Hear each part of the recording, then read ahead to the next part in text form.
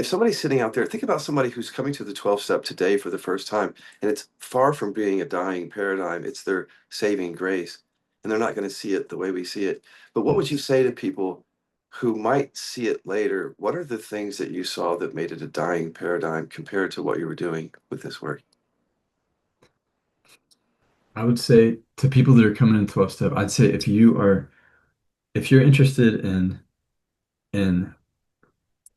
getting clean and sober and not doing it, not addressing buried repressed emotions, not addressing the thing that's creating your addiction, Right. I would say do 12 step. It's not a dying paradigm for you. Just be in it, Yeah. do it because it's helpful if you're not, you know what I mean? It's like I think it works for people to a degree if you're not gonna resolve the root of suffering. You know what I mean? It's like it really does. Can I So say this before you go on? I mean, if I was sitting in a 12 step program, I'd probably feel like, well, I am doing the deep work, Dan. I would feel maybe threatened by that as if, and I felt that before. So what would you say to someone who hears it that way, if you know what I yeah, mean?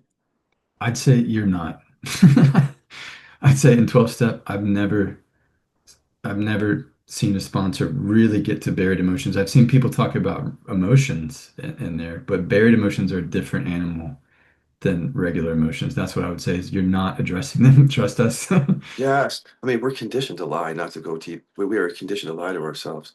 All right. Anyway, what else would you see around the 12 step, would you say for folks? I'll add a few things in myself.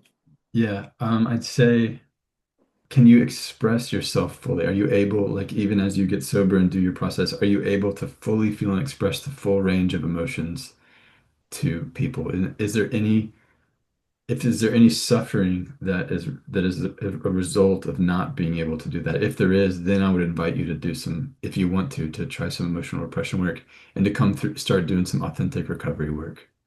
Yes. Okay. And I would also add that you already said this, but you and I, first of all, talked about this really early when you called. I've told this story and you have too. You called the center and I said, oh, you're still counting days. Yeah.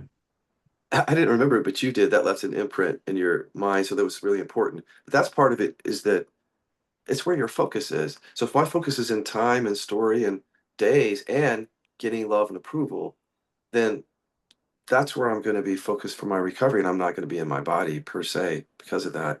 But you Yeah. don't know that when you start in recovery because they do feed you information that gets the needs met. You're an addict, you're welcome here.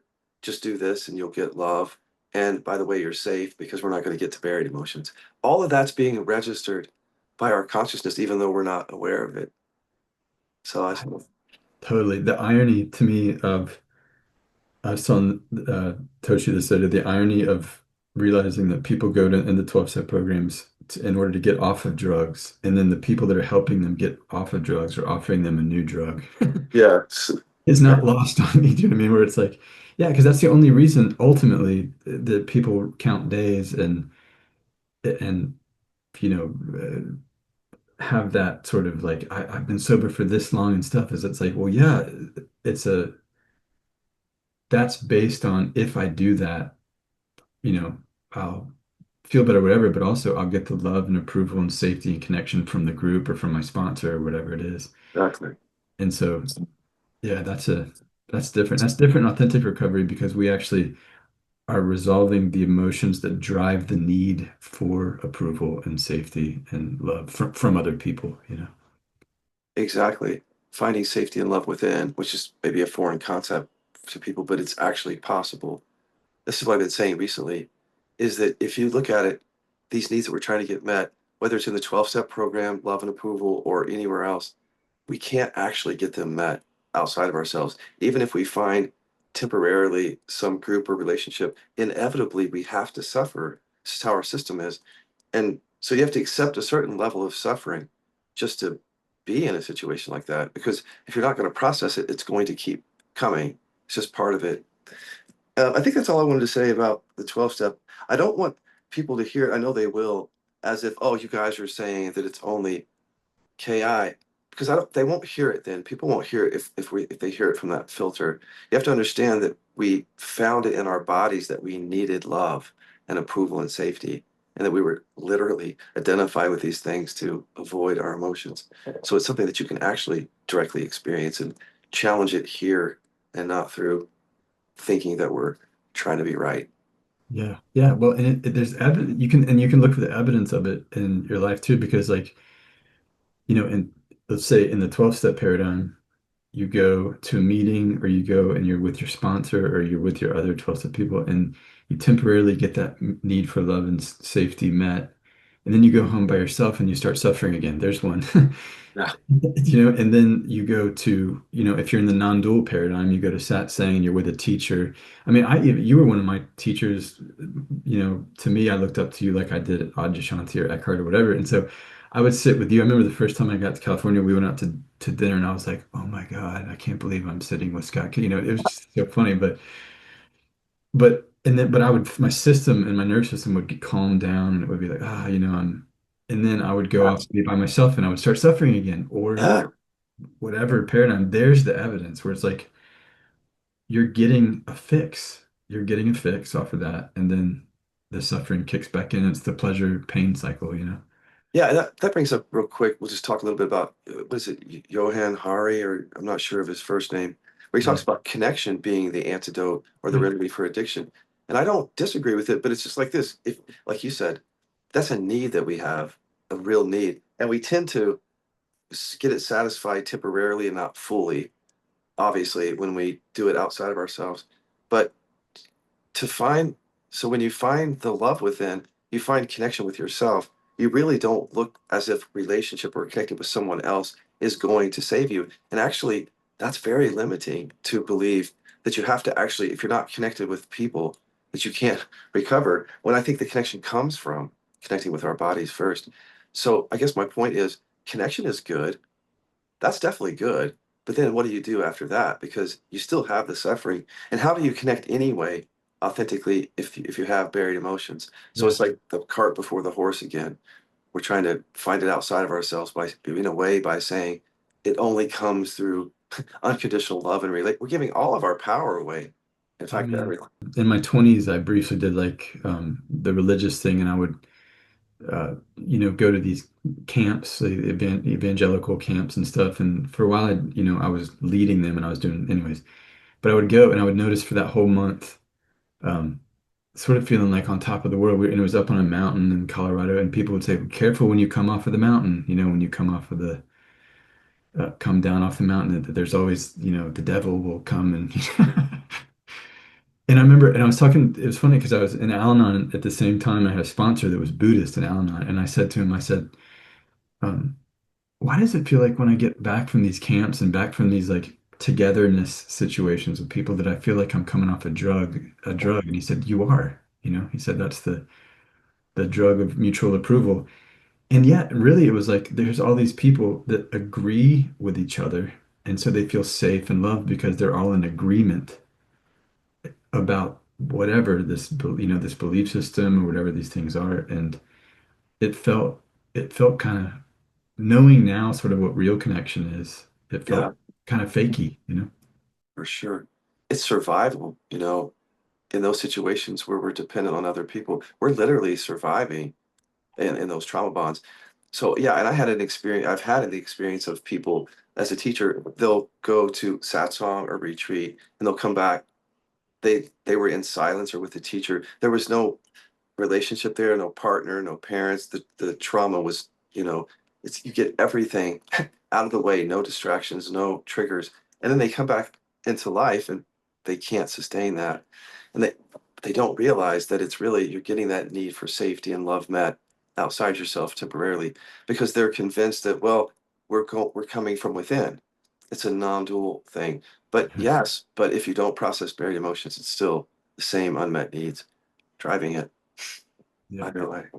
That's spiritual. I don't, there's not like, you back up from it and start doing emotional repression work and you go, there's not a lot of difference between the paradigm, between spirituality, religion, recovery, No, therapy, not really. family roles. There's just not a lot. It's kind of like, it looks like it's a bunch of different content, but that all those paradigms and worldviews are serving the same function.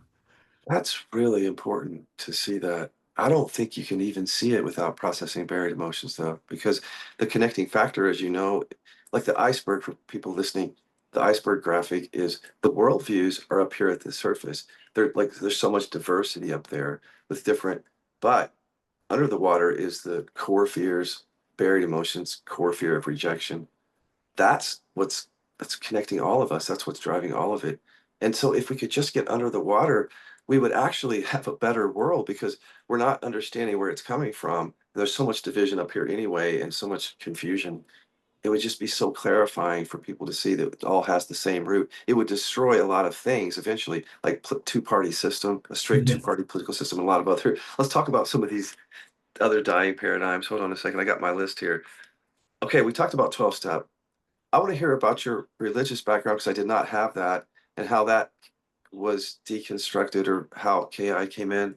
Because by the time I met you, you really weren't, certainly weren't dogmatically Christian or anything. Can you say something about that? I never went full bore. I was never like dogmatically Christian. I was raised in sort of in it was a little it's kind of like I don't know, it's Presbyterian church, so it's sort of like Catholic light or something, diet, Episcopalian Catholic. So it's kind of chill.